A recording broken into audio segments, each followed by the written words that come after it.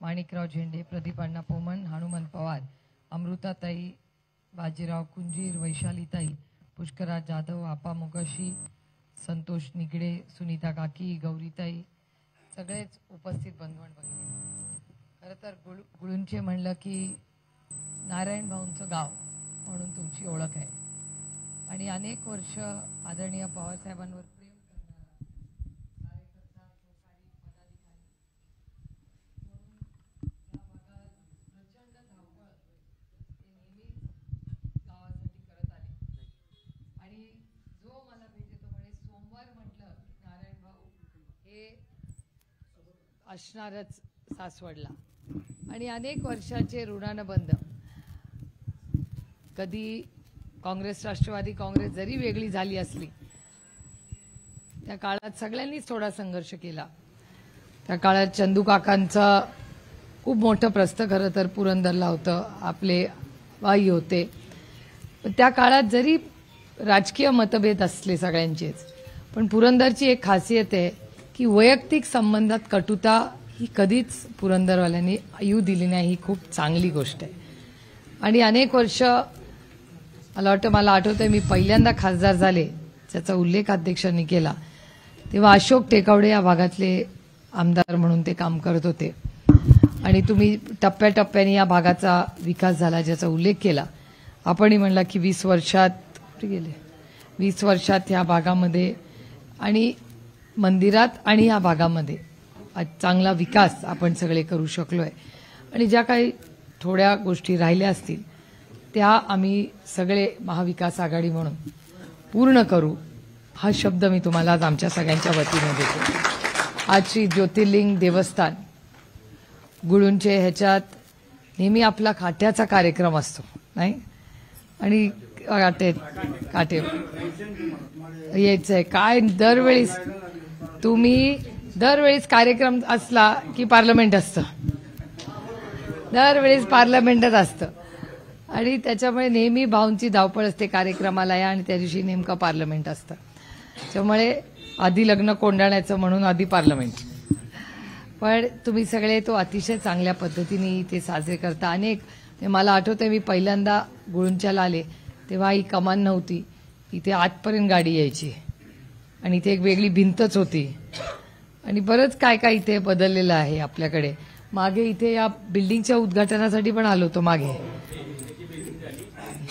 त्याच्यासाठी माझ्या नाही हो, आपल्या फंडातले. मी काय खिशातले पैसे म्हणू का आपलाच फंड आहे तो, काय माझ्या खिशातला आहे का फंड? आणि आपल्या खासदार फंडातला आहे तो. फंड माझा नाही, तो आपला आहे. आणि तुम्ही मोठा म्हणजे आदर्श गाव म्हणून एक आपलं काय ठरलं मगाशी? आपलं मगाशी काय ठरलं? लाडका कॉन्ट्रॅक्टर बंद, लाडका पदाधिकारी नको आपल्याला, असं झालंय ते. बरोबर. आमच्या साहेबांनी आराखडा बनवलाय, आम्हाला सर्वांना देवस्थान कमिटीला विश्वासात घेतलं, मीटिंग लावली याच्यामध्ये रेस्ट हाऊस मध्ये, आणि टोटल आराखडा आता प्रस्तावित करून मंजुरीच्या स्टेजला. वाह. नाही, तो 3 महिन्यांनी होईल आपलं सरकार आल्यावर. आता ते सगळं तुम्हाला माहिती आहे सरकार कशामध्ये आहे. हे सरकार आता सरकारमधले पण लोक आंदोलन करतात, कशाला मिळत नाही. जो आपलं दैवत आहे त्या छत्रपतींचा पुतळा कोसळला आणि देवेंद्र फडणवीस म्हणतात की हा नाही, ते असं म्हणाले की नौदलाची चूक आहे. नौदलाची चूक आहे. उद्घाटक हे काम केलेलं ह्यांनी, कॉन्ट्रॅक्टर ह्यांनी घेतलं, श्रेय ह्यांनी घ्यायचं. आणि ज्या नौदलाच्या त्यागामुळे आपण इथे सुरक्षित आहोत त्यांना तुम्ही नावं ठेवता, स्वतःवर जबाबदारी घेत नाही.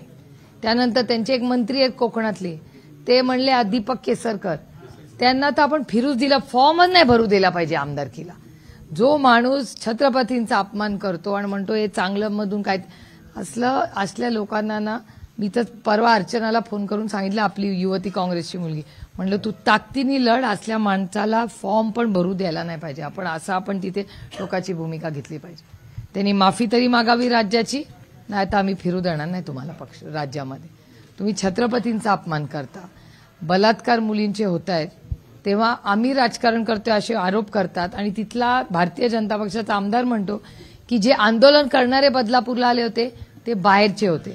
माझं म्हणणं आहे, समजा जरी बाहेरचे असले तर जी लेक आहे तिच्यासाठी जर बलात्कार झाला तर त्याच्या विरोधात आंदोलन करणं गुन्हा आहे का? हा आपला अधिकार आहे जो भारतरत्न डॉक्टर बाबासाहेब आंबेडकरांनी आपल्याला दिलेला आहे. आणि तरी यांचं म्हणणं आहे बाहेरचे होते. नंतर इन्क्वायरी झाली आणि याच चॅनलवाल्यांनी नंतर सांगितलं की त्यातला एकही माणूस बदलापूरच्या बाहेर स्थानिक लोकांनी ते आंदोलन केलं होतं आणि नंतर राज्यात सगळीकडे झालं. त्यामुळे मग बलात्कार असतील, महिला सुरक्षितता असेल, भ्रष्टाचाराचं तर काही विचारूच नका, महागाई, बेरोजगारी, प्रचंड मोठी आव्हानं आज राज्यासमोर आहेत. शेतकऱ्याला काहीतरी वीज देतात 24 तास. आता निर्णय घेतला. मी परवा बारामतीत होते. बारामतीतला मला एक शेतकरी म्हणतो कशाला ते केलंय. म्हटलं अहो चांगलं आहे ना, आपण स्वागत, अच्छे को अच्छा बोलण्याचे. ते म्हणलं दर 3 मिनिटांनी लाईट जाते, काय सांगताय आम्हाला 24 तास वीज देते आम्हाला. आपल्या पुढे पुरंदरला तेच हाल आहेत का? काही वेगळं नाही बघा. म्हणजे जो बारामतीला अनुभव आहे तोच आहे. मला एक गोष्ट सांगा, आणि संजय आपणही आमदार आहात, याचं उत्तर तुम्ही मला दिलं पाहिजे की आम्हाला सांगितलं जातं सातत्याने सरकारकडून, केंद्रात पण नोट येते की महाराष्ट्र विजेमध्ये सरप्लस आहे, बरोबर? मग जर सरप्लस आहे, तुमच्याकडे जास्त आहे, तर मग तुमची वीज जाते कशी हो? नाहीच झाला पाहिजे ना. 24 तास सगळ्यांनाच वीज मिळायला पाहिजे. नाही, इंडस्ट्रीला पण कुठे नाही हो. माझ्याकडे वेळूला येऊन बघा, पिरंगूट, गोठावडे, इथे आपलं इंदापूरला, बारामतीला पण गुरुवारी बंदच असतात ना फॅक्टऱ्या. फक्त कागदावर सरप्लस. वेळूला तर इतक्या स्मॉल स्केल इंडस्ट्रीज आणि इन्व्हेस्टमेंट बोरला आल्या आहेत, थकून गेले आहेत वेळूचे लोक. मी तर 50 मीटिंग घेतल्या असतील. म्हणलं अहो काहीतरी करा, सरप्लस आहे सरप्लस. आपल्या तुम्ही भाकरवडी खाता ना सगळे चितळेची, ती आपल्याकडे आपल्या मतदारसंघात भोरलाच मोठी फॅक्टरी आहे. तिकडे पण केवढी अडचण आहे माहिती आहे का विजेची तिकडे. आणि हे सरकारचं काम सगळं सरप्लस आहे. 7 वर्ष त्यांचं सरकार आहे. काय क्रांती घडवली आहे मला सांगा. तुमच्या दुधाचे पैसे आले का हो? नाही आले. आपण यांना कागदावरचं सरकार माव ठेवूया. सगळं कागदावरच आहे. हा,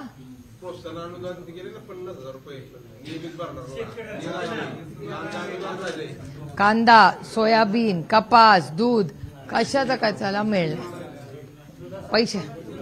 दुधासाठी नाही आलं ना. कशाचं नुकसान भरपाई सुद्धा नाही आली. 50,000 रुपये दिलेत ना, ते 16 राज्यांना दिलेत. आपल्या राज्य त्यात नाहीये. तिकडे धुळ्यापासून तिकडे सातारा भागात, पुणे भागात नाही. फक्त 16 जिल्ह्यात दिलेत. आपल्यात नाही. धुळ्यापासून तिकडे दिलेत ना. तिथे पण लोक नाराज आहे. मी तिथून पण आले, तिथले लोक प्रचंड नाराज आहेत. म्हणजे कांद्याला भाव नाही, दुधाला भाव नाही, सोयाबीन, कपास, फळाला फुलाला कशाला भाव नाही. आणि जे अनुदान देतात ते सगळं कागदावर आहे, संजय भाऊ म्हणतातच. त्यामुळे आता याच्यातून एकच मार्ग आहे की आता सरकार बदला. सरकार बदलल्याशिवाय दुसरा मार्ग नाही. त्यामुळे आपल्याला पुढचं इलेक्शन हे फार जबाबदारीने, आणि सगळ्यांना फोन करतात. सगळ्यांनी एकामेकाच्या सगळी नाती गोती फोन करा आणि सगळ्यांना सांगा महाविकास आघाडी एवढ्यांना मतदान करा, बाकी दुसरा काही मार्ग नाही. आणि तुम्ही बघा, आम्ही विरोधी पक्षातले आमदार खासदार आहे, तरी काहीतरी प्रयत्न करून आम्ही विकास करू शकलो. जे यांना वाटतं ना की सत्तेत असल्याशिवाय विकास होत नाही, या भ्रमात राहू नका. जो निवडून येतो त्यांनी प्रयत्न केले तर निधी येतो मतदारसंघात. त्याचं सगळ्यात चांगलं उदाहरण इथेच बसले. त्याच्यामुळे कर्तृत्व आणि काम. आणि महाविकास आघाडीमध्ये कधी आम्ही सुडाचं राजकारण केलं नाही. माझंच बघा, परवा प्रशासकीय इमारत, मला आमंत्रण पण नाही. 5 वाजता उद्घाटन होतं ना, 5:30ला उद्घाटन. मला किती वाजता? मला 1 वाजता, 2, 3, 4, 5, 4 तास आधी प्रशासकीय इमारत. हे आमचं कर्तव्य आहे, काही कौतुक नाही आहे. पण आम्ही सगळ्यांनी मिळून, सगळ्यांचाच पाठपुरावा आहे. आमच्या माफक अपेक्षा आहे की तुम्ही क्रेडिट घ्या, तुम्ही भाषणं करा. आम्हाला भाषण नाही करायला दिलं तरी चालेल, पण लोकप्रतिनिधी म्हणून बोलवा तरी आम्हाला कार्यक्रम. काही नाही तर आम्ही तुमचा सत्कार करू आल्याबद्दल. विचार करा, 4 वाजता मी तुम्हाला एक उदाहरण सांगते की आपली सत्ता होती, आपली जिल्हा परिषदची नवीन बिल्डिंग आहे ना, तिथल्या हॉलला चव्हाण साहेबांचं नाव द्यायचा निर्णय घेतला. तेव्हा मला वाटतं संभाजी होळकर बांधकामचे सभापती होते, करेक्ट. आणि त्यावेळी आढळराव शिरूरचे खासदार होते. आढळरावनी सकाळी पवारसाहेबांना फोन केला की माझं त्या कौन्सिलेवर नाव नाही आहे, इन्व्हिटेशनवर नाव नाही आहे, हा माझ्यावर अन्याय, मी स्थानिक खासदार आहे, हा माझा अपमान आहे. साहेबांनी फोन केला आणि साहेब म्हणले मी कार्यक्रमाला येणार नाही. आणि साहेब त्या जिल्हा परिषदच्या कार्यक्रमाला गेले नाही, कारण विरोधी पक्षातल्या एका खासदाराचं नाव नव्हतं त्याच्यावर. एवढंच होतं, बाकी काही नाही. साहेब म्हणू शकले असते अरे बाबा तू ये मी येतो आपण एका, पण ते म्हणले प्रोटोकॉल, तुम्ही त्या खासदाराचा मान सन्मान केलाच पाहिजे. हा माझा मान सन्मानाचा विषयच नाही आहे, पण आमदारांना पण लास्ट मिनिट, सगळ्यांनाच लास्ट मिनिट कळवलं ना. आता मला सांगा, आपण अनेक वर्ष अधिकारी राहिलाय, काय आदल्या दिवशी माहिती नसेल त्यांना? आणि एवढी कसली घाई मला सांगा. जर आठवड्याभरांनी घेतलं असतं, सगळ्यांना बोलवलं असतं, आम्ही आमच्या खिशातल्या पैशांनी पॅन्डॉल टाकला असता आणि 4 लोक गोळा केली असते. पण हे असं घाईघाईमध्ये करायचं कारण काय? आणि सामाजिक काम आहे ना, काय चोरून करायची गरज काय? खूप म्हणजे असे नवीन जे राजकारण, मी आणि अमोल कोल्हे डीपीटीसीतून पैसे मागतो, आम्हाला काट असते.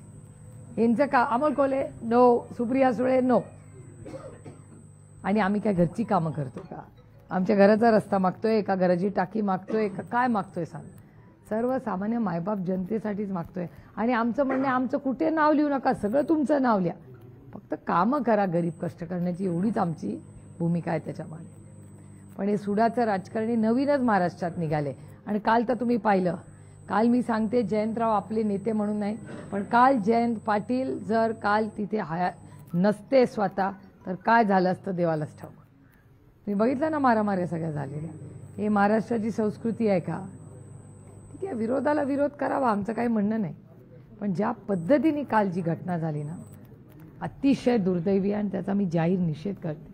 त्यामुळे भारतीय जनता पक्ष आणि त्यांचे सगळे मित्रपक्ष आणि पदाधिकारी यांनी महाराष्ट्राचा जो अपमान केला आहे, महाराष्ट्राचं नाव देशामध्ये खराब केलं आहे, अशा ट्रिपल इंजिन खोके सरकारचा मी जाहीर निषेध करते. आणि एवढीच आपल्याला विनंती करते की या सगळ्या काळामध्ये आपण सगळ्यांनी आम्हाला प्रचंड साथ दिली आहे, त्याबद्दल तुमचे मी मनापासून आभार मानते. आणि आपण सगळे एकत्र मिळून आपण चांगलं काम उभं करूया.